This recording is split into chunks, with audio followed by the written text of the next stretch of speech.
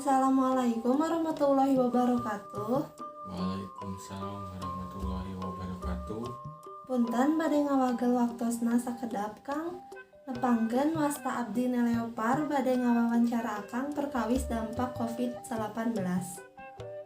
Enggak, Numutkeun pamadegan Akang naon anu dimaksud COVID-19 teh?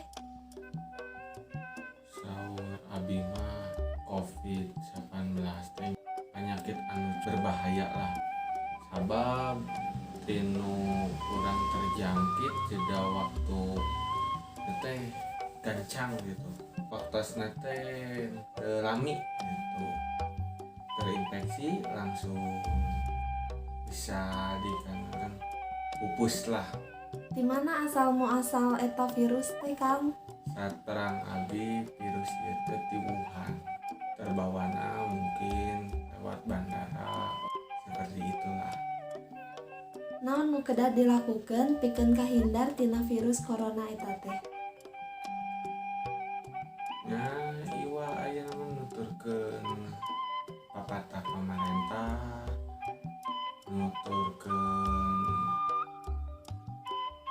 ya apapun dari piwarang ku pamarentah kurang jalani da eta ge terbaik kangge urang jeung keluarga urang. Naon wae pengaruh ka barudak sakola eta virus teh? Ya pengaruhnya cukup besar gitu tinu ayeuna barudak tinu sakola entos teh ieu terus tinu belajar ge teh efektif sih mun ayeuna gara-gara virus ieu teh. Muhun atuh Kang, hatur nuhun atos ngaluangkeun waktosna kanggo wawancara ieu. Mudah-mudahan urang sadaya dipasihan kasehatan jeung dijauhkeun tina virus ieu. Hapunten bilih aya cariosan nu kirang merenah. Hatur nuhun Kang. Wassalamualaikum warahmatullahi wabarakatuh. Waalaikumsalam.